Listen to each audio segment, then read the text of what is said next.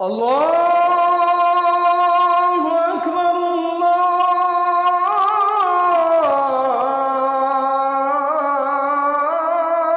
আল্লাহু আকবার। যাহারাল ফাসাদু ফিল বাররি ওয়াল বাহর বিমা কাসাবাত আইদিন নাস। তোমাদের গুনাহ বান্দা, তোমাদের গুনাহ যত বাড়বে তোমাদের শান্তি, স্বস্তি, নিরাপত্তা, খোদার কসম আল্লাহ বলছে তত উঠে যাবে। সুখ মিলবে না রে আব্বা, সুখ মিলবে। বিল্ডিং করবেন আপনি, ঠিক আছে, কলাপসিবল গেটও লাগাইলেন, সবই ঠিক আছে, ছাদও মজবুত হইছে, দরজা জানালাও মজবুত হইছে, কিন্তু আপনার স্ত্রীর আখলাক নাই। তাইলে আপনার জীবনের সুখ কোথায়? যার স্ত্রী পরকীয়ায় আসক্ত, যার স্ত্রী আপন স্বামীকে বাদ দিয়ে অন্য পুরুষকে দেখাইবার সময় 1 ঘন্টার জন্য বাজারে যাইতে হলে সাজে, স্বামীর কপালে জোটে না ওই সাজ, স্বামীর সামনে মুদ্দারের মতো ইয়ে দাঁড়ায়, কিন্তু বাহিরে বাজারে যাবে তো ওই সময় সে মার্কেটে যাবে, ওই সময় 2 ঘন্টা লাগাইয়া রঙ্গরসে সাজে। তাহলে এই নারী তো স্বামীতে তৃপ্ত না, এই নারী তো পরপুরুষে তৃপ্ত। ওই ঘর জাহান্নামের ঘর ছাড়া আর কিছু না।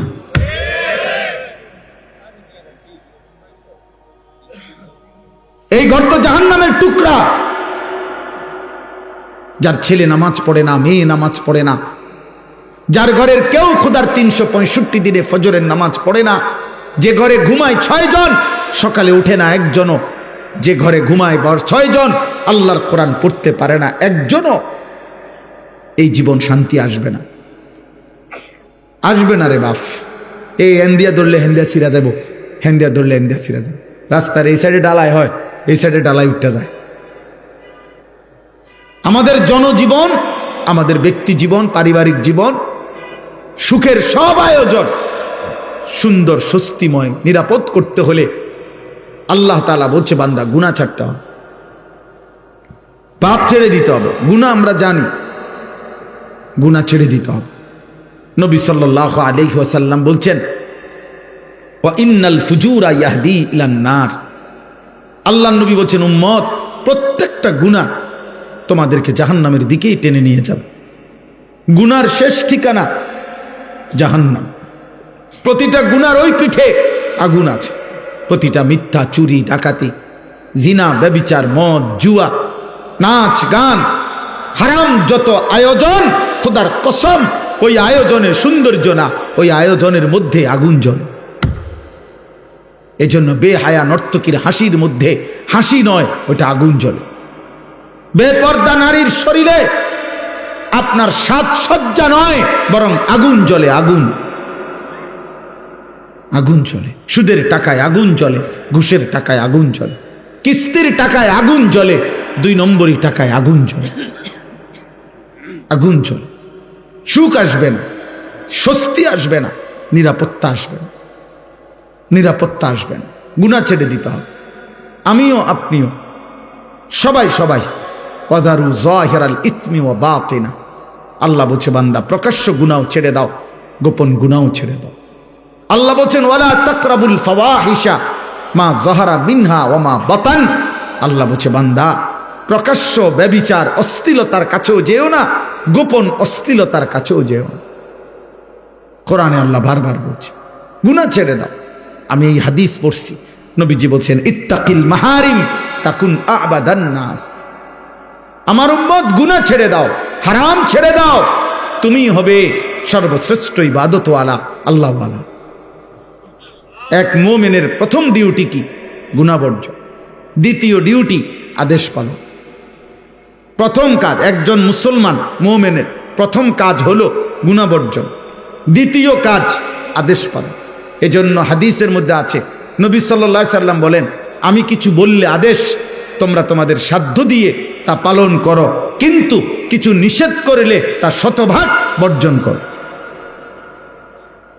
মিথ্যা বলবা না একজনও, চুরি, জিনা, ব্যভিচার, হারাম উপার্জন করবা না একজনও, ইবাদত করবা সাধ্য মতো। কেউ দিবে 10 টাকা, কেউ দিবে 10,000 টাকা, সাধ্য মতো। কেউ পড়বে 2 রাকাত নফল, কেউ পড়বে 10 রাকাত নফল, সাধ্য মতো। কেউ রাখবে 2টা নফল রোজা, কেউ রাখবে 20টা নফল রোজা, সাধ্য মতো করো, সাধ্য মতো, সাধ্য মতো। কেউ পড়বে 3 বার সুবহান রাব্বিয়াল আজিম, কারো সময় আছে কেউ 7 বার পড়ুক, কেউ 9 বার পড়ুক, কেউ 11 বার পড়ুক। তো রাত লম্বা সেজদা দাও সাধ্য মতো, মানে আদেশ পালন করো সাধ্য মতো, কিন্তু নিষেধ বর্জন করো পুরা মতো, পুরা মতো, পুরা মতো, সাধ্য মতো না। মিথ্যা বলা, চুরি করা, জিনা করা, ব্যভিচার করা, মদ খাওয়া, জুয়া খেলা, ওজনে কম দেওয়া, ধোকাবাজি, বেহায়াপনা, বেপরদিগি, আব্বা 50-50 কোনো অনুমতি নেই, কোনো অনুমতি নেই, আমার জন্য নাই, আপনার জন্য নাই। গুনাহ শতভাগ ছেড়ে দিতে হবে, এটাই মোমেনের জীবন। আমাদের প্রথম ডিউটি, আমরা মুসলমান, আমাদের প্রথম দায়িত্ব তাকওয়া। তাকওয়ার প্রথম অর্থ গুনাহ বর্জন, এর পরের দ্বিতীয় অর্থ হলো আদেশ পালন। আপনারে আমি উদাহরণ দেই, তাহলে আরো সহজে বুঝবেন। একজন ব্যক্তির নামাজের ওয়াক্ত হইছে, কথা বুঝেন, এখন তার উপরে নামাজ পড়বে সে, কিন্তু তার এই কোমর থেকে নিয়ে আপনার এই হাঁটু পর্যন্ত, নাভি থেকে হাঁটু পর্যন্ত সতর ঢাকা, এটা হলো ফরজ। সতর ঢাকাটা কি? মনে করেন এটা খোলা, এটা খোলা, এটা খোলা রাখা, এটা হলো গুনাহ। আর নামাজ পড়া, এটা হলো নেকি। এখন এই দুইটা মুখোমুখি, অর্থাৎ তার সতর খোলা, আবার তার নামাজের ওয়াক্ত। তাহলে এখন আগে তার দায়িত্ব কি? এই আগে হলো এই তোমার যে সতর খোলার গুনাহ হচ্ছে, এটা আগে, এটা আগে কি করো? ঢাকো, ঠিক করো, এরপরে আদেশ পালন। এই জন্য নামাজের আগের ফরজ হইলো, বাহিরের ফরজ হইলো সতর ঢাকা, সতর ঢাকা। গুনাহ আগে বর্জন করো, এরপরে আদেশ পালন করো। আগে ঝংকার সরাও, এরপরে রং লাগাও। আগে কুত্তা সরাও, এরপরে ভিক্ষা দাও। আগে ক্ষতি সরাও, আগে গুনাহ বর্জন করো। গুনাহ, গুনাহ। চাচাদা, বাবারা, আপনাদেরকেও বলি, এই চাচা, আমার বাপ, আপনারা যারা যাও কিছু কম বেশি নেক আমল করেন, সাথে বিড়ি খাইয়া কিন্তু সমান করে লান। সাথে টেলিভিশনে নর্তকী দেখলে সমানও থাকে না, কারণ মনে রাখবেন গুনার মধ্যে কোনো আপনার ভুল নাই, কিন্তু আপনার ইবাদত আমলের মধ্যে ভুল আছে। 1 ঘন্টা যে নর্তকী দেখছেন, এটা পিওর গুনাহ, এখানের মধ্যে কোনো ঝামেলা নাই, কারণ আপনি কোনো বেডি দেখতেন গিয়া বেডই দেখছেন না, বেডিতেই দেখছেন। কিন্তু আপনি যেই নামাজ পড়ছেন, নামাজের রুকু, সেজদা, সূরা, কেরাত, আত্তাহিয়াতু, দুরূদ শরীফ, সব কিছুর মধ্যে ত্রুটি আছে।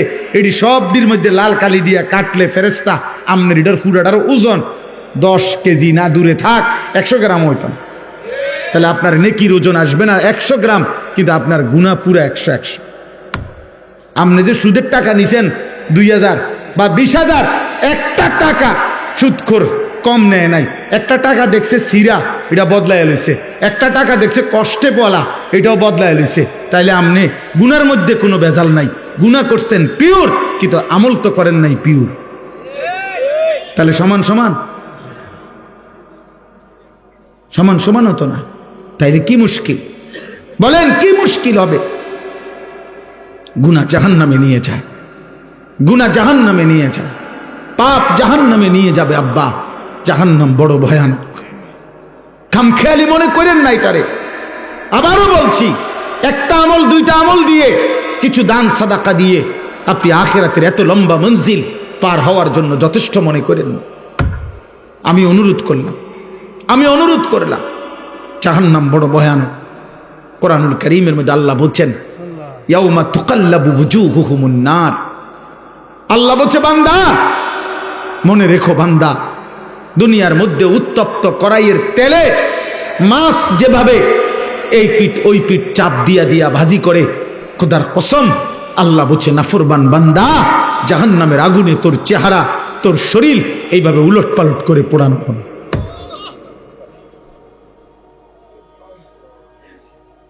ইয়াউমা তুকাল্লাবু ওয়ুজুহুহুমুন নার।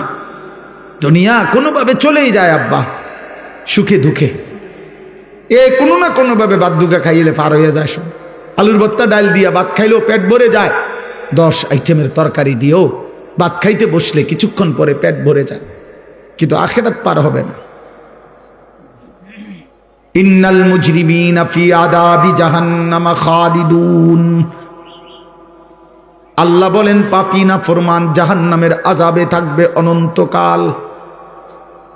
লা ইউফাত্তারু আনহুম ওয়া হুম ফীহি মুবলিসুন। আল্লাহ বলে জাহান্নামীকে জাহান্নামের আগুন 1 সেকেন্ডের জন্য বিরতি দিবে না। অহুম ফীহি মুবলিসুন। জাহান্নামের আগুনে জাহান্নামী চির বিমর্ষ মলিন চেহারা নিয়েই পড়ে থাকবে। লক্ষ কোটি বছরে কোনোদিন জাহান্নামের মুখে হাসি ফুটবে না। আল্লাহ বলেন তালফাহু উজুহাহুমুন নার অহুম ফীহা কাদিহুন। আল্লাহ বলে বান্দা জাহান্নামের আগুনে তোমার চেহারা পোড়ানো হবে। একটা পর্যায়ে চেহারাটা বিভৎস কালো নিকৃষ্ট কুৎসিত হয়ে যাবে, কুৎসিত হয়ে যাবে। আল্লাহ বলে জাহান্নামী বারবার বারবার জাহান্নাম থেকে বের হতে চাইবে। রব্বানা আখরিজনা ফিহা। আল্লাহ জাহান্নাম থেকে আমারে বের করেন না রে মাওলা, বের করেন, বের করেন। আমি আর পারছি না মাওলা, এই আগুন আমি আর সইতে পারছি না রে মাওলা। আল্লাহ বলবেন ক্বাল আখসাউ ফিহা ওয়ালা তুকাল্লিমুন। আল্লাহ বলবেন আহান নাফরমান জাহান্নামেই পড়ে থাক, আর কোনোদিন কোনো কথা বলবি না, কোনো আবদার কোনো অনুরোধ আমি আল্লাহ শুনবো না। আল্লাহ বলছেন কোরআনে ওয়ালাউ তারা ইদিল মুজরিমুনা নাকিসু রুউসিহিম ইনদা রাব্বিহিম রব্বানা আবসারনা ওয়া সামি'না ফারজি'না না'মাল সালিহান ইন্না মুকিদুন। আল্লাহ বলে বন্ধু সেদিন আখিরাতে হাসরের ময়দানে আপনি বন্ধু চোখে দেখবেন নাফরমান পাপী আমি আল্লাহর সামনে মাথাটা নুয়ে লজ্জায় অপমানে বেইজ্জতিতে মাথা নুয়েই আমার সামনে দাঁড়িয়ে থাকবে আর বলবে আল্লাহ যাবি হাসরের ময়দানের সব কিছু নিজ চোখে দেখলাম, নিজ কানে শুনলাম, সব আমি বিশ্বাস করলাম। ফারজি'না না'মাল সালিহান।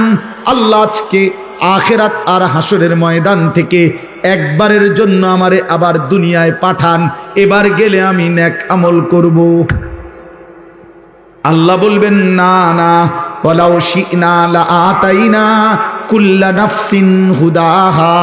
বান্দা আমি তো চাইলে দুনিয়াতেই বাধ্য করে জবরদস্তি করে আমি তো নামাজ পড়াইতে পারতাম, আমার বন্দিগি করাইতে পারতাম, এই মানুষগুলোকে আমি আল্লাহ সেজদা দেওয়াইতে সম্ভব, আমি চাইলে পারতাম, কিন্তু আমি চেয়েছিলাম মহব্বত করে আমার কথা মেনে, আমার রসুল আমার নবীর কথা শুনে, আমার আলেমদের কথা শুনে, আমার কোরআনের কথা বিশ্বাস করে তুমি সেজদা দিবা, আমার গোলামি করবা।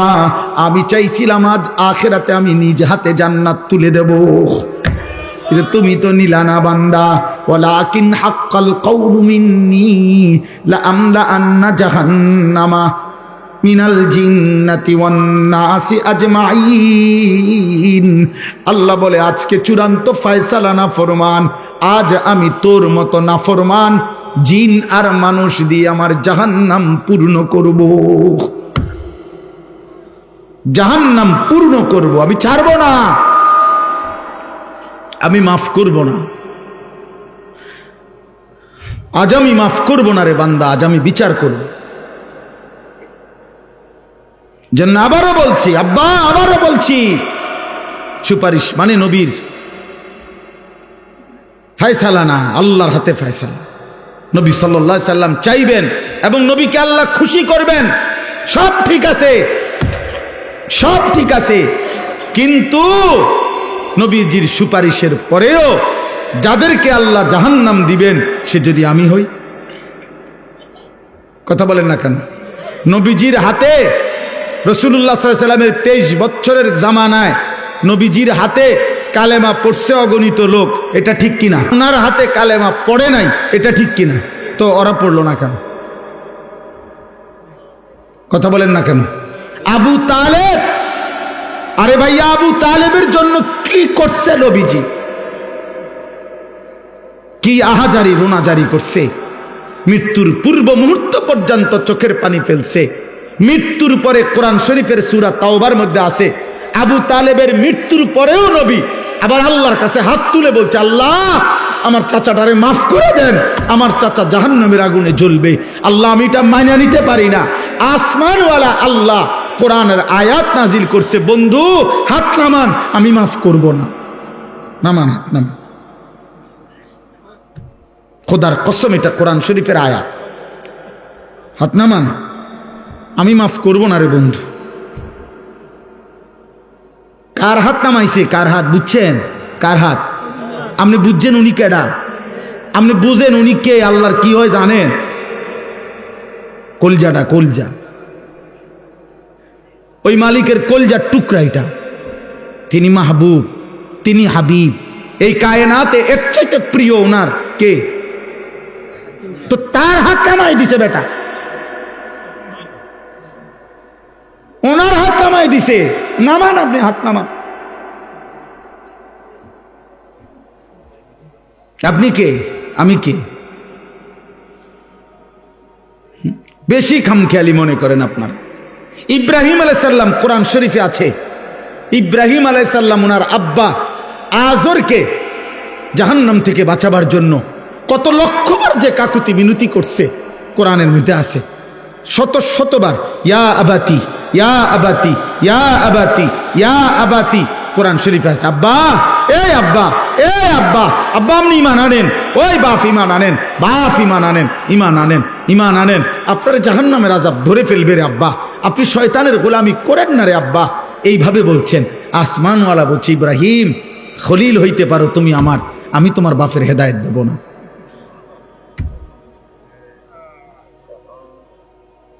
তোমার হাতে বহু লোকের কালেমা পড়ছে, কিন্তু এটাও আমার ইচ্ছা, আর ওরে আমি হেদায়েত দেব না, এটাও আমার ইচ্ছা।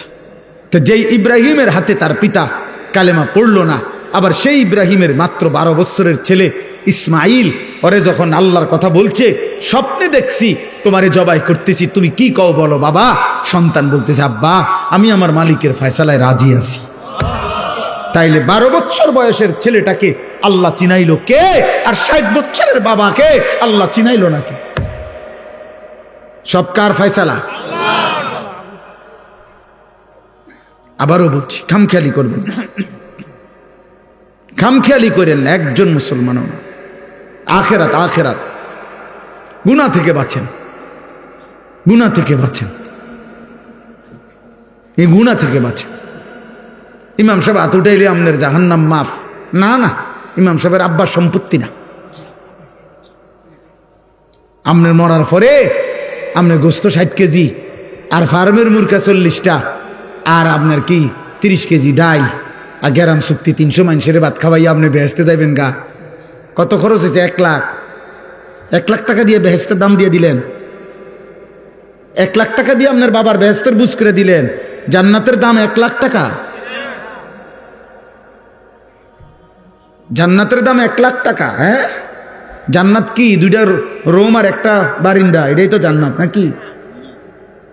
তাইলে বলেন, আপনারা বলেন।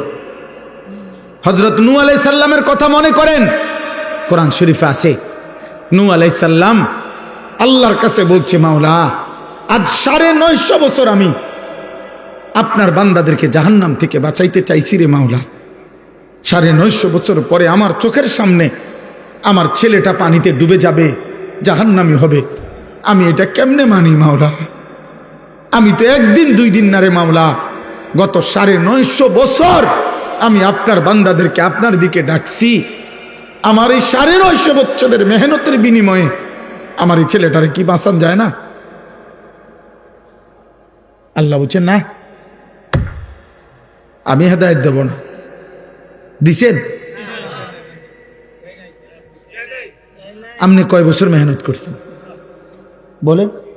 950 বছরের নবী নূহ। আল্লাহ বলছেন, না আমি ঈমান দেব না। তো দেয় নাই,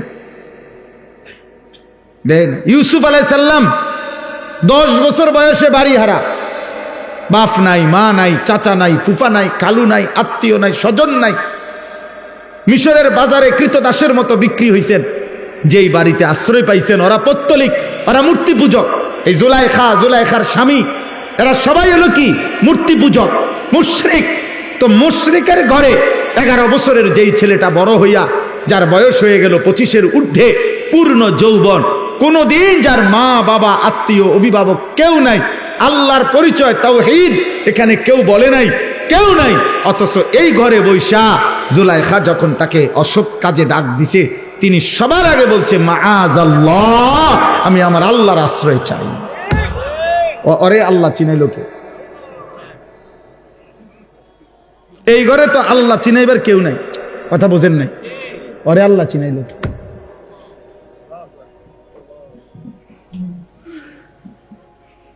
বলে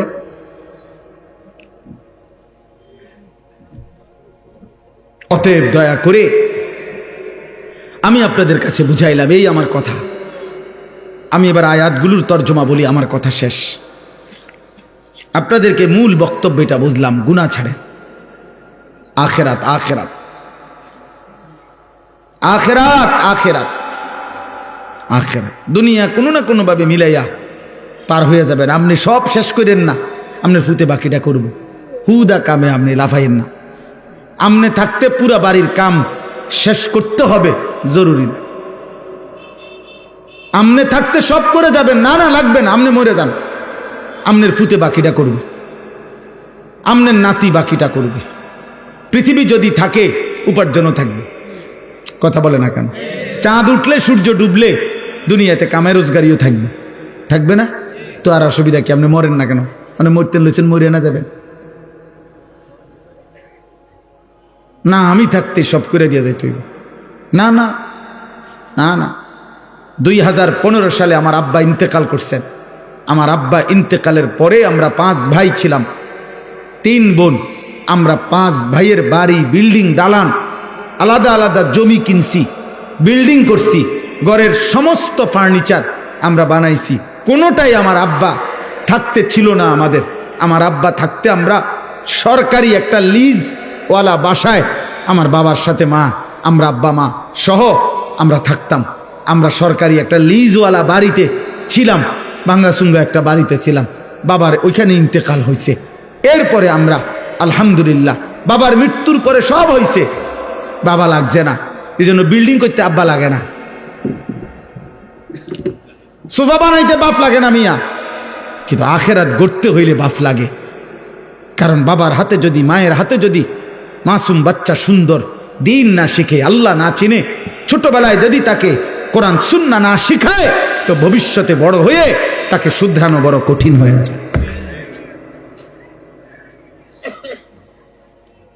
এজন্য এটা জরুরি, আপনি আপনার পরিবারকে আল্লাহ চিনান, আখেরাত চিনান, গুনাহ থেকে বাঁচান, হারাম থেকে বাঁচান। ছেলেটার সামনে দাঁড়ান, ফজরের নামাজে আপনার ঘরের মানুষ যতজন, আপনি শপথ করেন আমার ঘরের সদস্যরা ফজরের নামাজ পড়তে হবে। প্রয়োজনে যুদ্ধ হবে, প্রয়োজনে স্ত্রী গুসা হবে, প্রয়োজনে আপনার 16 বছরের ছেলেটা আপনার ঘর থেকে বের হয়ে যাবে, তারে ধাক্কা দিয়ে বাইর করে দেন। তুই আল্লাহর দুশ্মন, তুই নবীর দুশ্মন, তুই আমার মালিককে সেজদা করস না, তোর মতো নাফরমানের জন্য খাবারের লোকমা আমি কেন উপার্জন করবো বেটা? ওই যে শয়তানের গোলামি করে, ওই শয়তানের হাতে ওরে ছেড়ে দেন। অত মোবাইলের গোলাম, ওরে মোবাইলের হাতে ছেড়ে দেন। ও ওর সমবয়সী বন্ধুদের দ্বারা আড্ডাবাজিতে ব্যস্ত, ওরে ওদের হাতে ছেড়ে দেন। যা, তোর লগে আমার কি বেটা? তোর সাথে আমার কি বেটা? নাই তো হবে না, কঠিন না হইলে হবে না। আপনারা বেশি খামখেয়ালি শুরু করছেন। আমরার কাছে আইয়া কেবল দোয়া, হ্যাঁ হুজুর দোয়া করে জিভুত যাতে মানুষ হয়, কিতা মানুষ টেহা কামায় যাতে, এই ছাড়া এই যে বুঝি তো অর্থ, এটার অর্থ। হুজুর দোয়া করবেন রবিবারে 7 ডালাই, খাস করে দোয়া করবেন। খাস করে কি দোয়া? 7 ডালার খাস দোয়া কি বলেন? বলেন বলেন। আমি খাস দোয়া এই জন্য করছি, একবার একজনের যে খাস করে দোয়া করি ডালার দিন যাতে বিল্ডিং ডাইবা যায়। আর স্বাভাবিক ডালাই দুইটা হেবড়া ইঞ্জিনিয়ারে দেখে দিছে, এখানে এখানে মাঝখানে যেখানে যেখানে গুনা শর্ট হয়েছে গুনা বাইন্দা দিছে, ছোট ছোট ব্লক এটি লাগাইয়া দিছে। 7 ডালার তো সব কিছু ক্লিয়ার। এটা খাস আর কি দোয়া করতো? এটা তো হইছে, সাইটছে তো। মোটরসাইকেল কিনছি হুজুর, এটা খাস করে দোয়া করেন। তাহলে খাস করে দোয়া করলে মোটরসাইকেল জানে সিএনজি হয়ে যায় নাকি? তো এটা কি খাস দোয়া করে তো বানাইছে, এটা তো কিনছে না। মোটরসাইকেলের খাস দোয়া কি? হুজুর এই জমিটা কিনছি খাস করে দোয়া করে, বলে তো কি করতো? মানে এটা মাটি, এটা স্বর্ণ হয়ে যেত নাকি? বলেন এটা কি দোয়া করতো? এটা জমির আর দোয়া কি? তার তো কিনছেন, দলিল করছেন, আপনার নামে দলিল হয়েছে, তো আর এনে কি দোয়া? আর বেশি দোয়াটা কি? বলেন, ইনসাফ করে। অতএব আমার কথা শেষ, আখেরাত মনে করেন, আখেরাত মনে করে, নিজের ছেলের, মেয়ের, স্ত্রীর, সন্তানের। বলেন ইনশাআল্লাহ। গুনাহ ছাড়েন, গুনাহ ছাড়েন, গুনাহ। এবার রাত গভীরে এই আয়াতগুলোর অর্থ হইল, আল্লাহ আমগরে বড় সান্ত্বনা দিছে, বান্দা গুনাহ বেশি হইছে, মন খারাপ করো না। গুনাহ অনেক বেশি বাবা, বান্দা মন খারাপ করো না, আমি আছি না, আমার কাছে আইসো, গুনাহ যেই পরিমাণ হোক আমার থেকে হতাশ হইও না, আমি সব মাফ করে দেব। এইটাই এই আয়াত।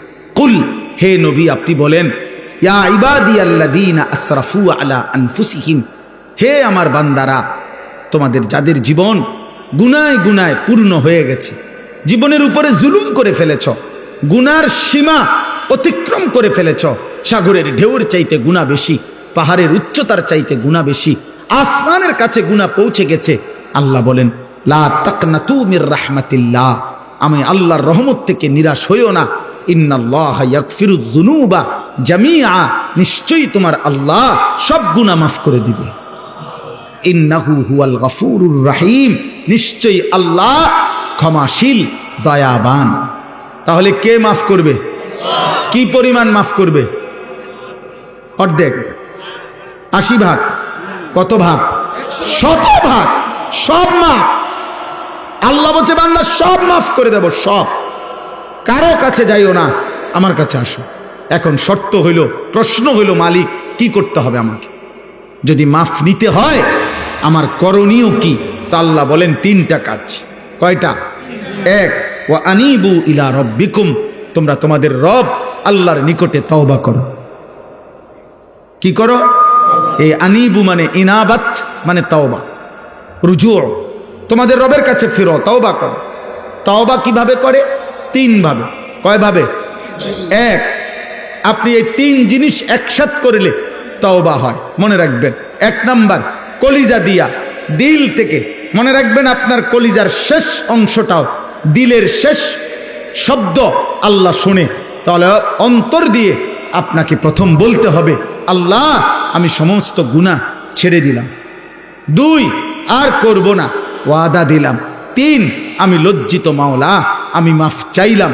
আল্লাহ বলে যদি 100 দিল থেকে বাস্তবিক অর্থে গুনাহ ছেড়ে দিয়ে আর করবা না, ওয়াদা দিয়ে মাফ চাইতে পারো, আমি আল্লাহ ওয়াদা দিলাম, সব মাফ করে দিলাম। অতএব আমাদের অন্তরের হালাত আল্লাহ জানে কিনা? বলেন না, জানে কিনা? তিনি সব বুঝে কিনা? এই জন্য খামখেয়ালি করলে তো আমরা বিড়ি খাইতে খাইতে আস্তাগফিরুল্লাহ আস্তাগফিরুল্লাহ, কি শুরু হইলো দেশটার মধ্যে? না, কিতা শুরু হয়েছে? বিড়ি খানা শুরু হয়েছে না? বুঝছেন না কি শুরু হয়েছে? চা দোকানের টেলিভিশনের দিকে তাকায় তাকায়া কয় আস্তাগফিরুল্লাহ, দেশটার মধ্যে কি ফিডাফিডি চলছে, এটা নিয়ে আস্তাগফিরুল্লাহ। এই বেডি দেখে দেখে নিয়ে আস্তাগফিরুল্লাহ। এক বুজুর্গ, ওনার সঙ্গী একজন বেপর্দা নারীর দিকে তাকাইয়া বলছে, হযরত দেখেন দেখেন এই মহিলা কি বেপর্দা, আস্তাগফিরুল্লাহ আস্তাগফিরুল্লাহ। ওই আল্লাহওয়ালা ওই লোককে বলছে, ভাই তেরি আস্তাগফিরুল্লাহ পর আস্তাগফিরুল্লাহ, তোমার আস্তাগফিরুল্লাহর উপরে আস্তাগফিরুল্লাহ। এ কেসা আস্তাগফিরুল্লাহ? এটা কি ধরনের আস্তাগফিরুল্লাহ? বেডির দিকে ছাইয়া রইছো, আবার কও আস্তাগফিরুল্লাহ। আরে ভাই পেলে তো নজর হটাও, ফের আস্তাগফিরুল্লাহ পড়ো। আগে তো চোখ সরাও, আগে তো মহিলার থেকে নজর সরাও, এরপরে না কইবা আস্তাগফিরুল্লাহ। ছাইয়া ছাইয়া আগ করে রইছো, কয় আস্তাগফিরুল্লাহ। এই জন্য আপনার পকেটে সুদের টাকা, আপনি দোকানে মাত্র থুইয়া আইছেন সুদের টাকা, এবার ইমাম সাহেবের লগে ডোলে আস্তাগফিরুল্লাহ রাব্বি, ডোলেন কিতেন, কার লগে মস্কারি করেন? হ্যাঁ, কার লগে কনিডি? ইমাম সাহেবের। হ্যাঁ, ইমাম সাহেব মাফ করে নাকি? গুনাহ মাফ করে ইমাম সাহেব? তো যিনি মাফ করে উনিয়া দোহানে টেহারি দেখছে না, কথা বুঝেন নাই? যার কাছে মাফ চাইতেছেন উনি কইতারে না যে পকেটে যে টাকা, এই মাত্র যে আপনি সুদের লেনদেন করে আসছেন, হ্যাঁ আপনার মুখের বিড়ির দুর্গন্ধ গেছে না, আপনি কি আস্তাগফিরুল্লাহ কন? আস্তাগফিরুল্লাহ থেকে তো গন্ধ বাইর হয়। এই জন্য খামখেয়ালি করলে হবে না, খালেস কি করতে হবে? তাওবা করতে হবে, খালেস তাওবা। গুনাহ ছেড়ে দিলাম আর করব না, ওয়াদা দিলাম, আমি মাওলা লজ্জিত, মাফ চাইলাম, খোদার কসম আল্লাহ বলবে বান্দা আমি মাফ করে দিলাম। 2 নাম্বার, ওয়া আসলিমু লাহু, আল্লাহ বলেন এখন থেকে, আজকের থেকেই তওবা করবা যখন, তো এর পরের মুহূর্ত থেকেই নেক আমল আমার আনুগত্য শুরু করে দাও। এখন থেকেই নামাজ পড়ো, আগে যা হইছে হইছে, এখন শুরু করো, এখন শুরু করো। মিন ক্বাবলি আন ইয়াতিয়াকুমুল আযাবু সুম্মা লা তুনসারুন, আল্লাহ বলেন চূড়ান্ত মৃত্যু আসার আগে আগেই, মৃত্যু এসে গেলে আর তোমাকে সাহায্য করা হবে না। অতএব যা করার আজই করো, এখনই করো, তওবা করো এখন, আমল করো এখন। কখন? আবার বলেন কখন? মৃত্যু আসার আগে। কি আসার আগে বলেন? সর্বশেষ, ওয়াত্তাবিউ আহসানা মা উনজিলা ইলাইকুম মির রাব্বিকুম, আল্লাহ তাআলা বলেন আমি রবের পক্ষ থেকে যেই শ্রেষ্ঠতম কিতাব কোরআন নাজিল করা হয়েছে, আমার এই কোরআনের আনুগত্য করো। মিন ক্বাবলি আন ইয়াতিয়াকুমুল আযাবু বাগতাতাও ওয়া আনতুম লা তাশউরুন, আল্লাহ বলেন হঠাৎ করে তোমার অজান্তেই মৃত্যু আসার আগে আগেই। আবারও বললাম বান্দা, মৃত্যু কখন আসবে তুমি বুঝবাও না, তুমি টেরও করবা না, তার আগেই তুমি আমার কোরআন মানো, আমার ইসলাম মানো, আমি আল্লাহর কাছে তওবা করে গুনাহ ছেড়ে দাও। আল্লাহ আমাকে, আমার সকল মুসল্লিদেরকে, আপনাদেরকে তৌফিক দান করেন। আল্লাহর কথা বসে শুনলে কলিজায় বসে, দিলে জমে, আদব হয়। হযরত জিবরাইল আলাইহিস সালাম যতবার মানুষের আকৃতিতে নবী সাল্লাল্লাহু আলাইহি ওয়াসাল্লামের কাছে আসতেন, তো ততবার এসে বসতেন, এরপরে নবীজির সাথে কথা বলতেন, এবং এতটা আদবের সাথে বসতেন যে হাদিসে আছে ফাসনাদা রুকবাতাইহি ইলা রুকবাতাই, মানে নবী সাল্লাল্লাহু আলাইহি সাল্লামের হাঁটু মোবারক এবং জিবরাইলের হাঁটু একদম মুখোমুখি হতো, মুখোমুখি। তাহলে যদি হাঁটু মুখোমুখি হয় তাহলে বুক এটাও মুখোমুখি, চেহারাও মুখোমুখি। এতটা শ্রদ্ধার সাথে, সম্মানের সাথে বসতেন। সাহাবায়ে কেরামের মধ্যে হযরত আব্দুল্লাহ ইবনে আমর ইবনুল আস রাদিয়াল্লাহু তাআলা আনহু বলেন, আমি নবী সাল্লাল্লাহু আলাইহি সাল্লামের সামনে এসে যখন বসতাম, শ্রদ্ধায়, সম্মানের কারণে আমি তার দিকে তাকায় থাকতে পারতাম না, এতটা ভাব আমার ভিতরে, আবেগ অনুভূতি তৈরি হতো। সাহাবায়ে কেরাম বর্ণনা করছেন, আমরা যখন নবীজির সামনে বসতাম এবং তার কথা শুনতাম, তো মনে হইতো যেন আমাদের মাথা শরীর থেকে আলাদা হয়ে গেছে, অর্থাৎ এক বিন্দু নড়ে না, যেন মাথাই নাই। এরকম অনেক বর্ণনা আছে। অর্থাৎ সাহাবায়ে কেরামের স্থিরতা, মনোযোগ, আন্তরিকতা। নবী সাল্লাল্লাহু আলাইহি ওয়াসাল্লাম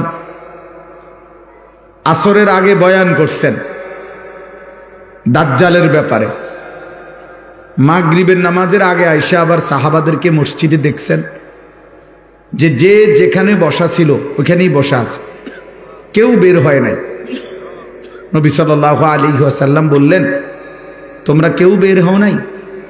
বলছি, ইয়া রাসূলুল্লাহ, দাজ্জালের বয়ান শুনে এমন ভয় লাগতেছে, বের হতেই ভয় হচ্ছে। এই হইল বুঝ, অনুভূতি, অনুভূতি।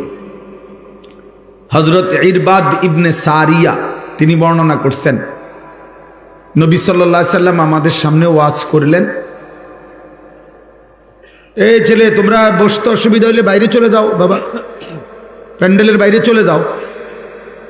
হ্যাঁ, অসুবিধা নেই, সবাই শুনতে হবে এটা জরুরি না। না কেন সাব্য, ওর তো বসবে না, যে বসবে না তার জন্য টেনশন করে কোনো লাভ নেই। খালাস, এটা তো নির্বাচনী জনসভা না যে সবার সমর্থন দরকার।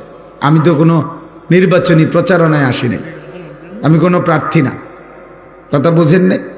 অতএব প্রত্যেকেই একজন শুনুক, কোনো অসুবিধা নেই, কিন্তু আল্লাহর কথা মনোযোগ দিয়ে শুনতে হবে, আন্তরিকতা। তো সাহাবী বর্ণনা করেন, ওয়াজানা রাসূলুল্লাহ সাল্লাল্লাহু আলাইহি ওয়াসাল্লাম, রাসূলুল্লাহ সাল্লাল্লাহু আলাইহি ওয়াসাল্লাম আমাদের মাঝে ওয়াজ করলেন, ফলে আমাদের কি হলো? জারাফাত মিনহাল উয়ুন ওয়া ওয়াজিলাত মিনহাল কুলুব, আমাদের চোখ থেকে অঝরে পানি ঝরতে লাগলো, আমাদের অন্তরগুলো আল্লাহর ভয়ে কাঁপতে শুরু করলো। এই যে ওয়াজের আসর, ওয়াজের প্রতিক্রিয়া। রাসূলুল্লাহ সাল্লাল্লাহু আলাইহি ওয়াসাল্লাম ওয়াজ করলেন, সাহাবীরা বলেন ওয়াজ্জাল মুসলিমুনা ওয়াজ্জাতান, সাহাবীরা উপস্থিত, ফুফায়া ফুফায়া, মানুষ ফুফায়া ফুফায়া যেমন কাঁদে, সাহাবায়ে কেরাম এভাবে কাঁদতে লাগলেন। এরকম বহু আয়াত আছে, হাদিস আছে, কোরআনে আছে, ওয়া ইযা সামিউ মা উনজিলা ইলার রাসূল তারা আয়ুনাহুম তাফীদু মিনাদ দামঈ মিম্মা আরাফু মিনাল হক। আল্লাহ বলেন, হে রাসূল, আপনার সাহাবাদের অবস্থা হলো, আপনার জবান থেকে যখন আমি আল্লাহর নাজিলকৃত কোরআন যখন ওরা শুনে, তো তাদের প্রত্যেকের চোখ দিয়ে অঝরে পানি ঝরতে থাকে। কোরআন শরীফের আয়াত এটা। আল্লাহ সাক্ষ্য দিচ্ছেন সাহাবাদের মহব্বতের সাক্ষ্য, যে তারা আমার কালাম শুনে কাঁদতে থাকে, কাঁদতে থাকে। হযরত আব্দুল্লাহ ইবনে মাসউদ রাদিয়াল্লাহু তাআলা আনহু, একজন বিখ্যাত সাহাবী, তিনি বলেন, আমি রাসূলুল্লাহ সাল্লাল্লাহু আলাইহি ওয়াসাল্লামকে একদিন নবীজির আদেশে সূরা নিসার 40টা আয়াত তেলাওয়াত করে শুনাইলাম। তো 40 নম্বর আয়াত পর্যন্ত যখন পৌঁছলাম, নবী সাল্লাল্লাহু আলাইহি সাল্লাম আমাকে বললেন, এবার থামো, হাসবুকাল আন, ইবনে মাসউদ এখন থামো। তিনি বলেন, আমি থামলাম এবং নবীজির চেহারা মুবারকের দিকে তাকিয়ে দেখলাম, ফাইদা আইনাহু তাদরিফান, আল্লাহর নবীর দুই চোখ দিয়ে অঝরে পানি ঝরতেছে। অর্থাৎ তিনি বহুতক্ষণ যাবৎ কোরআন শুনে কাঁদতেছে। হযরত আলী ইবনুল ফুজাইল নামে একজন বড় বুজুর্গ ছিলেন, তিনি একদিন রাত্রিবেলা কোরআনুল কারীমের একটি আয়াত, ওয়াকিফুহুম ইন্নাহুম মাসউলুন, এই একটি আয়াত তিনি তেলাওয়াত করছিলেন আর ভাবতেছিলেন যে আল্লাহ এখানে কি বললেন। এই আয়াতের অর্থ হলো, কিয়ামতের দিন আল্লাহ তাআলা ফেরেশতাদেরকে বলবেন, আমার প্রত্যেকটা বান্দাকে একজন একজন করে আমার সামনে এনে দাঁড় করাও, আমার বান্দার পুরা হায়াতের হিসাব আমি আল্লাহ আজকে নিজেই জিজ্ঞেস করব। হযরত আলী ইবনে ফুজাইল ভাবতেছিলেন যে হায়, আমার রব যখন আমাকে জিজ্ঞেস করবেন আমি কি জবাব দেব। এই কথা ভাবতে ভাবতে ওই রাতেই তিনি বেহুশ হয়ে ইন্তেকাল করছে। এক আয়াতের ভাবনা ওনারে কবরে নিয়ে গেছে, কবরে নিয়ে গেছে।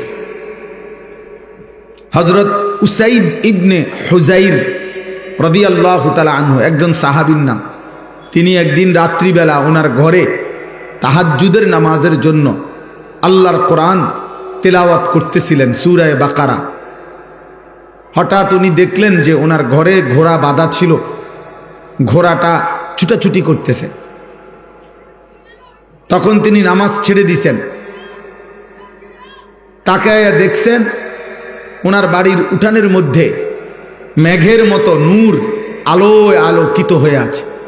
গভীর রাত, সকালবেলা নবীজিকে যখন শুনাইলেন, আল্লাহ নবী সাল্লাল্লাহু আলাইহি সাল্লাম বলেন যে লাউ কারাআতাল কোরআন, তুমি যদি সেই ভোর পর্যন্ত আল্লাহর কোরআন পড়তা, তো এরা আল্লাহর ফেরেশতা ছিল যারা কোরআন শুনতে আসছে, তাহলে এই সব বাকি মানুষরাও তোমার তেলাওয়াতের সাথে ফেরেশতারা যে আসছে শুনতেছে এটা দেখতে পাইত। এজন্য এটা জরুরি বিষয়, এটা জরুরি বিষয়। আল্লাহর কথা মনোযোগ দিয়ে শোনা, দিল দিয়ে শোনা। দিল যদি না নড়ে, বিবেক যদি না নড়ে, অনুভূতি যদি না আসে, ফিকির যদি না আসে, আল্লাহর কথা শোনার দ্বারা যদি কলিজার মধ্যে কোনো রকম অনুভূতি না জাগে, যে যেমন ছিলাম তেমনই, যে যেমন আছি এমনই, তাহলে ভাইয়া বাবা এটা শুনে কোনো ফায়দা নেই। বুঝাই গেল কোনো কাজ হচ্ছে না। ওষুধ খাইতেছে মাগার কাম হইতেছে, কোনো লাভ হচ্ছে না। বিড়ি খায় তো বিড়ি এ খায়, সিগারেট খায় তো সিগারেট এ খায়, মিথ্যা বলে তো বলেই, গালি দিচ্ছে তো দিচ্ছেই, নর্তকী দেখে তো দেখেই, নাটক সিনেমা দেখে তো দেখেই, টেলিভিশন দেখে তো দেখেই। কত ওয়াজ আইয়ে যায়, কত বক্তা আইয়ে যায়, কত জুমার বয়ান হয়, কত খতিব আইয়ে যায়। বক্তার পর বক্তা ওঠে, কেউ সুর দিয়া কইল, কেউ টান দিয়া কইল, কেউ কাইন্দা কাইটা কইল, কেউ জোরে কইছে, কেউ আস্তে কইছে। কিন্তু এমন ডাকাত, ডাকাতের কলজার ভিতরে কেউ নড়াইতে পারছে? সে নড়ে না। আহা, কিসের বক্তা, কিসের ওয়াইজ, কিসের বয়ান, কিসের নসিহত। এমন মানুষ অসংখ্য যে হুজুর আরো আনতেন পারবেন, বক্তা বদলাইতেন পারবেন, কত কিছু করতেন, কিন্তু আমি সুদখোরকে আমারে আমার জায়গার থেকে এক সুতা নড়াইতে পারতাম। আমি সুদ খামো, আমি কিস্তি নেবই, আমি নর্তকী দেখবই, আমি নাচ গান দেখবই, আমি বিড়ি সিগারেট দেখবই, কইতেন পারেন। বেশিতে বেশি বেশি জোরাজুরি করলে টাকা নিতেন পারবেন, 200 টাকার জাকাত নলে আরো 200 বাড়াইয়া দিলাম, টাকা 500 নলে বাড়াইয়া নেন। কিন্তু আমার খাসিয়ত, অসভ্য অভ্যাস, আমার এটা ছাড়াই থাকতে পারলে যদি বেহেস্ত আপনাদের কুলায় সরলে, ইমাম সাহেব হুজুর আপনারা যদি পারেন টাকা বাড়াইয়া নিয়ে যদি বেহেস্ত দিতেন পারেন দিয়েন, নাহলে আর কি করার আছে। হ্যাঁ, অসংখ্য নাফরমানের কলিজা এটা, আপনি খুলে দেখেন। ওই মনে করে এই যে হুজুরদেরকে যে টাকা দেই, মসজিদ মাদ্রাসায় কিছু টাকা দেই, এডি দিয়ে এই হুজুররা বেহেস্ত মিল করে দিব ওনারে। কারণ বেহেস্ত তো এক এক হুজুর যার যার সুবিধা মতো কিছু কিছু জায়গা টেন্ডার নিয়ে রাখছে, বুঝেন নাই কথাটা? যে যে কয়জনের টেন্ডার নিছে এই কয়জন দিব। আমি মনে করেন 30 জনের লইছি আগের খতিব হিসাবে, এখনকার খতিবা তো আরো 30 জনের ইয়া লইছে, যে যা লইতে পারছি আমরা। খামখেয়ালি মনে করলাম, আখেরাত খামখেয়ালি। আরে বাবা, এটা মনে রাখতাম, দান সাদাকা একটি আমল। আমি এটা খুব শক্তভাবে এই জন্য বলি, বহুত আপনার বড় লোক পয়সাওয়ালা, হ্যাঁ হুজুর এতিমখানায় দিছি 30টা এতিমখানার মধ্যে বছরে মনে 30 লাখ টাকা দিছি হুজুর, দোয়া করবেন। করলাম দোয়া, আগামী বছর আপনি যেন 60 লাখ টাকা দিতেন পারে। কিন্তু সুদের টাকা, ঘুষ, কিস্তি, লোন, বিড়ি সিগারেট, কথায় কথায় গালি, অবৈধ উপার্জন, এক ওয়াক্ত নামাজ যে পড়েন না, ফজরের নামাজ যে কখনোই পড়েন না, প্রতিদিন যে নর্তকীর নাচ, টেলিভিশনের নাটক, সিনেমায় অসভ্য ছবি দেখেন, এগুলো সব এই 30 লাখ টাকার ভিতরে নাকি? কথা বলেন না কেন? এগুলো সব এই 30,000 টাকার ভিতরে। তাইলে এটা বুঝতে শিখেন। দান সাদাকা একটি আমল, নামাজ একটি আমল, রোজা একটি আমল, হজ একটি আমল, জাকাত একটি আমল, জিকির একটি আমল, কোরআন তিলাওয়াত একটি আমল। জান্নাতে যাইতে হলে সবটি করতে হবে। দুনিয়ায় 2টা-4টা ভালো কাজ করলে জনদরদি হওয়া যায়, এটা খুব সহজ। সমাজসেবক হওয়া খুব সহজ। এইগুলোই এই আমনের সপ্তাহখানিক রোডের মধ্যে বালু হালাইলে, সুরকি মুরকি দিয়া গাতা গুতা ফুরাইয়া দিলে আমনের মাইন সেগুলা বলবে এই জনদরদি সমাজসেবক। কিন্তু আখেরাত এত খামখেয়ালি না, আখেরাত এত খামখেয়ালি না। আখেরাত মামুলি না আব্বা, শুধু কয় টাকার দান সাদাকা নয়, আখেরাত মানে পুরা জিন্দেগির হিসাব, রাতের হিসাব, দিনের হিসাব, সকাল দুপুর হিসাব, এক এক সেকেন্ডের হিসাব। আন উমরিহি ফিমা আফনাহু, আল্লাহ বলবেন বান্দা বলো আমার দেওয়া হায়াত কোথায় শেষ করেছে। ওয়ান শাবাবিহি ফিমা আবলাহু, বলো না বান্দা আমার দেওয়া যৌবন কোথায় শেষ করেছে। ওয়ান মালিহি, আমার দেওয়া বান্দা বলো একটা একটা সম্পদ টাকা কোত্থেকে উপার্জন করেছ এবং বলো কোথায় ব্যয় করেছ। ক্রেডিট ডেবিট মিলাই দিতে হবে, আয় কিভাবে সেটাও বলতে হবে, ব্যয় কিভাবে সেটাও বলতে হবে। ওমাদা আমিলা ফিমা আলিমা, এবং আমার কথা, কোরআন সুন্নাহর কথা, আমার বন্ধুর কথা, যা যা শুনেছ তা অনুযায়ী কি পরিমাণ আমল করেছ তুমি বলো। তুমি বলো তুমি শুনছো কিনা যে নামাজ 5 ওয়াক্ত ফরজ, তো শুধু জুমার নামাজ পড়লা, বাকি 5 ওয়াক্ত যে পড়লা না, তোমারে কোন শয়তানে বাধা দিছে? তুমি কোন ইবলিসের কথা মতো বাকি 5 ওয়াক্ত নামাজ পড়লা না? এটা তোমারে কোন শয়তানে বলছে? তুমি কি শোনো নাই একজন মুসলমানের উপরে ফজরের নামাজ ফরজ? তো তুমি কোন যুক্তিতে ফজরের নামাজ একদিনও পড়লা না? কোন যুক্তিতে? কি কারণ? কোন ইবলিস তোমারে বুঝাইলো যে টাকা 10,000-এর জায়গায় 20,000 দিয়ে দেন, বলে 2,000 টাকা বাড়াইয়া দেন? আরে এটা তো একটা আমল, এটা তো একটি আমল, এটা তো অন্য আমলের বিকল্প নয়। কোনো আলেম, কোনো মৌলবী কোনোদিন বলে নাই যে হে আল্লাহর বান্দা শুধু দান সদকা যত বাড়িয়ে দিবেন ততই আপনার নামাজ, রোজা, হজ, যাকাত, আপনার হালাল হারাম সব কিছুর কাফফারা হয়ে যাবে, এগুলোর সব কিছুর যথেষ্ট, এরকম বলছে কোনো কেউ আপনাকে? তাহলে আপনি কোন যুক্তিতে বুঝলেন? এই জন্য দুনিয়া সহজ মিয়া, খাওয়ানোর তো ওষুধ খাওয়ান আরো ভালো, তাই বলে। জি, তো এই জন্য ভালো আখেরাত বুঝতে লাগবে না, আপনার লাগবে। তো এই জন্য বললাম এটা জরুরি। আব্বা, আমি 10 বছর এই মসজিদে আমার কমপক্ষে মুসল্লিদেরকে আল্লাহর কাছে আমি বলতে পারবো ইনশাআল্লাহ, আমার আমল নামা চেক করলে আমি আমার মুসল্লিদেরকে শতবার বলে গেছি। আমি বলেছি যে কোরআন শরীফ যার অশুদ্ধ তার নামাজ হয় না। আমি শতবার বলেছি আপনাদেরকে, আমি কোন সময় তোয়াজ প্রিয় মানুষ না। আপনাকে মিথ্যা আশ্বাস দেব আখিরাতের ব্যাপারে, আল্লাহ তাআলা হাসরের দিন আমার ঘাড় ছিঁড়ে ফেলবে, আমার ঘাড়। আপনার হারাম টাকা কবুল হয় না, আমি এটা না বললে। সুদের টাকা দান করিলে কবুল হয় না, ঘুষের টাকা দান করিলে কবুল হয় না,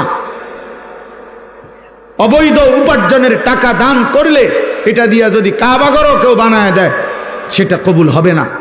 এটা না বললে আমার এলেমের খেয়ানত আমারে আল্লাহ তাআলার ফেরেশতা দিয়ে আল্লাহ ঘাড় ছিঁড়ে ফেলবে। যে আমার বান্দার কাছে এটা লুকাইলা কেন? কারণ হতে পারতো আমার বান্দা শুনতে শুনতে একদিন ছেড়ে দিত, হতে পারতো না? কিন্তু আমি যদি নাই বলি, টোটাল এই বেচারা যদি নাই জানে, সবসময় তেলে দিয়ে গেলাম, সবসময় তাইলে দিয়ে গেলাম হাবাটারে, তাইলে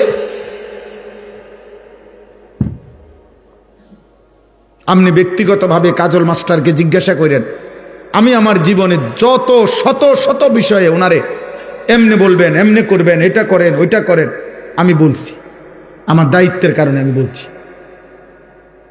চেষ্টা করছি। অতএব বাপ, আখেরাত খামখেয়ালি না, সাবধান মনে করুন। নবী সাল্লাল্লাহু আলাইহি সাল্লামের সুপারিশ এটা জান্নাত নয়, এটা আবেদন, ফয়সালা আল্লাহর হাতে। সুপারিশ মানে কি নয়? ফয়সালা নয়, সুপারিশ মানে আবেদন। ফয়সালা কার হাতে? যদি মনে করেন নবীর সুপারিশের কারণে 100 কোটি মানুষ থেকে যদি একজন বাদে বাকি সকলকেই জান্নাত দিল, কিন্তু একজনকে জাহান্নাম দিল, সেটা যদি আমি হই, তো বাকি সবাই জান্নাতে গেলে আমার কি লাভ? কথা বোঝেন নাই কেন? তো বাকি যদি সবাই জাহান্নাম থেকে বাঁচা যায়, আমার কি লাভ? আমি যদি মনে করেন আল্লাহর নাফরমানি করে দুনিয়া সাজাইয়া আখেরাত ঠিক করতে পারলাম না, আমার মৃত্যুর পরে যদি পৃথিবীর মানুষ চাঁদের দেশেও চলে যায়, মঙ্গল গ্রহেও গিয়া ঘরবাড়ি করে, আমার জিফুত নাতি নাতনি, তো আমার কি লাভ? আমার অর্জন কি? বল এই ছেলে, এই মোবাইলওয়ালা ছেলে, এই অপদার্থ, এটা তোর সামনে পিছনে তোর বাবার বয়সী আহাম্মক থাকার চিন্তা করছেন? গাদ্দার কেমন? কোনো লজ্জা শরম নাই, কোনো হায়া বিবেক বলতে কিচ্ছু নাই, কিচ্ছু নাই। নতুন প্রজন্মকে সবাই ছেড়ে দিছে। এই 16, 18, 20 বছরের ছেলেদেরকে গোটা দেশ ছেড়ে দিছে, এদেরকে গোটা ফ্যামিলি ছেড়ে দিছে। এই সমাজের কেউ এদেরকে নিয়ে ভাবে না। এরা মন মতো খায়, মন মতো ঘুমায়, মন মতো পেশাব করে, যেখানে মন চায় রাস্তার পাশে, যেখানে মন চায় নারী দেখে, ছবি দেখে, চুল যেমন পারে মন চায় মুশরিকের মতো, বেঈমানের মতো। আল্লাহ নাই, রসুল নাই, সেজদা নাই, গোলামি নাই, আহারে কোরআন নাই, জিকির নাই, তেলাওয়াত নাই, কবর কোথায়, মৃত্যু কোথায়, আখিরাত কি, কিচ্ছু জানে না, কিচ্ছু জানে না। সব অভিভাবক ছেলে মেয়ে, ছেলের সাথে সম্পর্ক শুধু এতটুকুই, টাকা পয়সা রোজগার করে কিনা, টেনশন একটাই, পয়সা রোজগার করলে আর কোনো। এবার হেতে আল্লাহ খোদা মানুক বা না মানুক, হালাল না হারাম, চরিত্র আছে না নাই, এটার কিছু আমার দরকার নাই, টাকা তো দিচ্ছে। আর টাকা না দিলে অভিযোগের আর শেষ নাই। ফুত মানুষ করে আইস বেইজ্জতি করলো আমারে, তে আমারে কষ্ট দিল, কিসে টেহা দেয় না,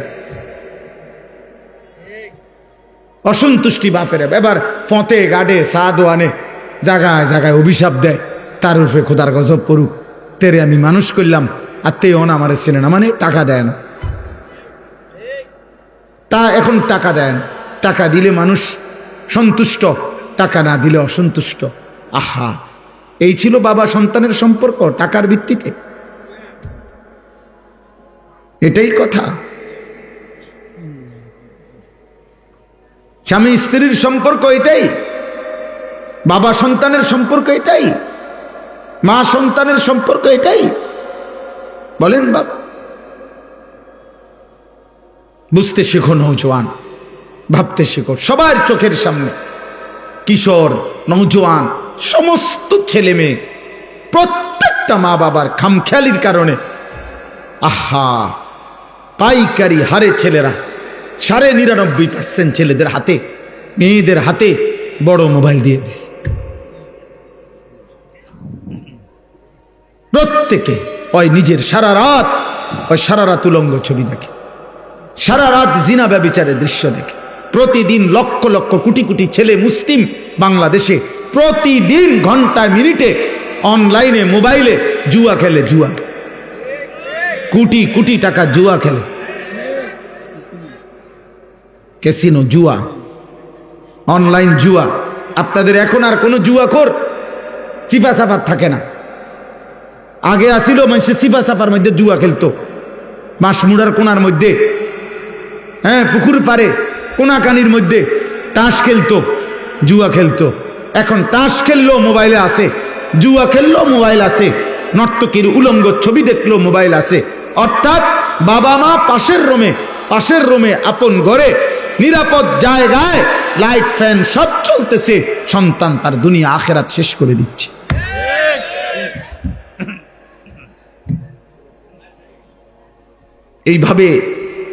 এইভাবে মুসলিম পরিবার হয় না, এইভাবে হয় না। এই জন্য আমি বললাম আপনাদের কাছে, আমার মূল প্রথম কথা শুরু এটার থেকে, তাইলে আখেরাত, আখেরাত। দুনিয়ার হিসাব মিলাইয়েন না, দুনিয়া সবাই ভালো আছে, এই একভাবে না একভাবে প্রয়োজন পূরণ হয়েই যাচ্ছে। 1000 কোটি টাকার মালিক যে, তার যা চাহিদা পূরণ হয় এ দিন মজুরের চাহিদাও পূরণ হয়, একটু টানা হেসরা থাকে, একটু অভাব থাকে, একটু টানাটানি থাকে। বরঞ্চ আমি কমপক্ষে শত শত মানুষ দেখছি যারা হাজার কোটি টাকার মালিক, উনি সবচেয়ে বেশি অভাবী, তার বেশি অভাব, তার লোন চলে, টাকার মালিক 100 কোটি, লোন আছে 200 কোটি, তার শরীরটাও লোনের উপরে, তে যে আইস দেয় এটা লোনে আসে। হ্যাঁ, তার গাড়ি সব কিছু লোনের উপর, পুরা বডিটা লোনের উপর। অতএব দুনিয়া প্রত্যেকেই কম বেশি ধাক্কাধাক্কি, অভাব, টানাটানি, পেরেশানি, এই নিয়েই দুনিয়া, এই নিয়েই দুনিয়া। জান মাল, ইজ্জত, আব্রু, কোনো কিছুর যথোপযুক্ত নিরাপত্তা নাই, নাই। কারণ আমাদের গুনাহ, আমাদের গুনাহ। প্রতিদিন বাংলাদেশে আপনারা যদি ইনসাফের দৃষ্টিতে বিবেক দিয়ে যদি ভাবেন, দেখেন দেশের চরিত্রহীনতা, পরকিয়া,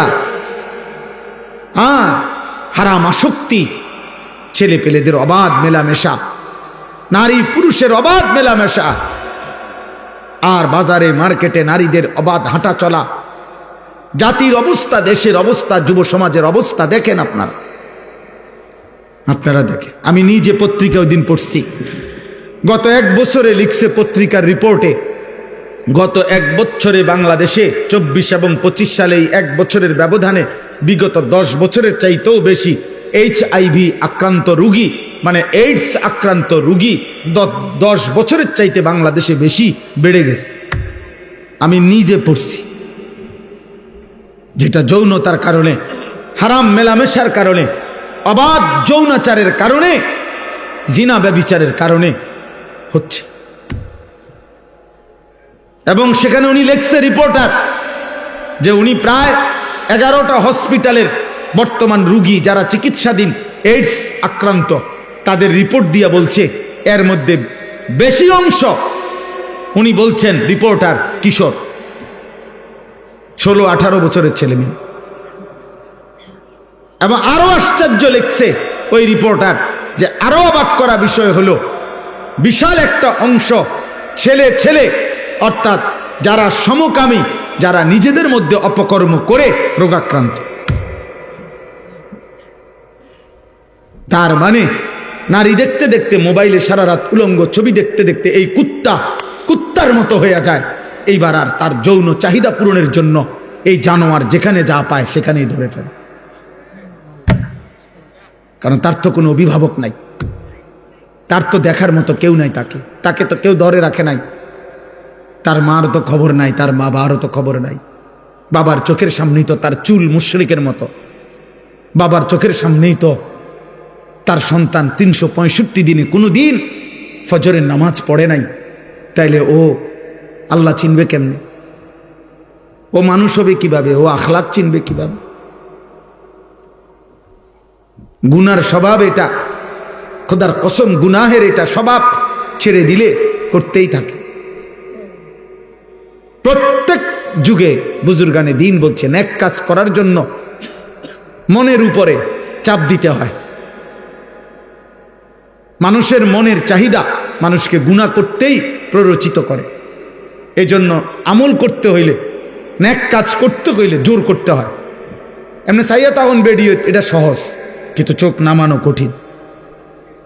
এমনি ঘুমায় তখন 9টা পর্যন্ত, এটা সহজ, কিন্তু ফজরের নামাজের জন্য উঠা কঠিন। এমনি যা পাইলাম সব নিলাম, এটা সহজ, কিন্তু শুধু হালালের উপরে সন্তুষ্ট থাকা এটা কঠিন। এই জন্য নফসের চাহিদা, মানুষের মনের চাহিদা মানুষকে সারাক্ষণ গুনাহ করায়।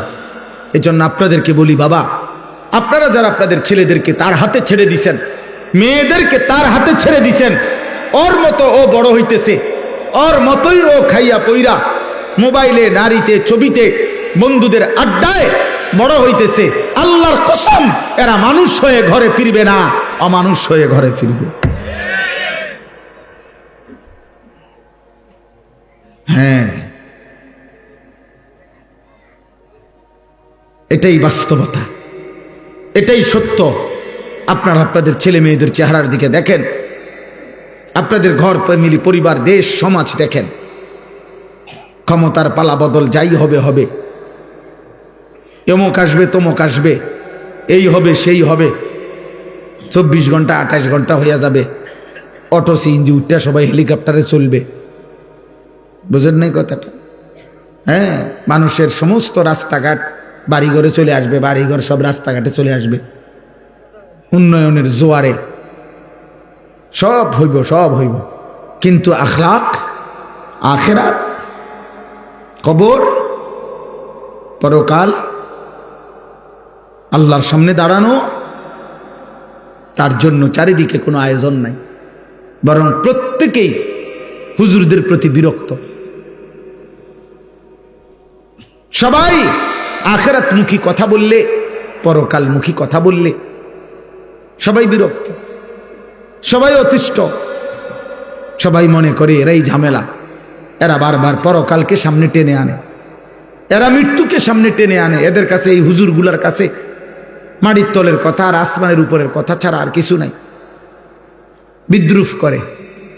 আহারে ভাই, মাঝখানের কথা তো হচ্ছেই, মাঝের কথা তো হচ্ছেই, কিন্তু মানুষের নৈতিকতার উন্নয়ন, চারিত্রের উন্নয়ন করে সেটা বলে। প্রতিদিনকার খবর আমরাও শুনি, দেশ জাতি কি হইতেছে গোটা দেশ আমরাও জানি। আমরা তো আর চাঁদের দেশে থাকি না আব্বা। কিন্তু এটা মনে রাখবেন, জহারাল ফাসাদু ফিল বাররি ওয়াল বাহর বিমা কাসাবাত আইদিন নাস। আমি মাগরিবের নামাজের পরে কুমিল্লা পোদ্দার বাজার বিশ্ব রোড থেকে রওনা দিয়া 8:30 বাজে আমার এইটুকু জায়গা আসতে, সারা রাস্তায় সেই ক্যান্টনমেন্টের পর থেকে কংসনগর থেকে শুরু করে জ্যাম আর জ্যাম, জ্যাম আর জ্যাম।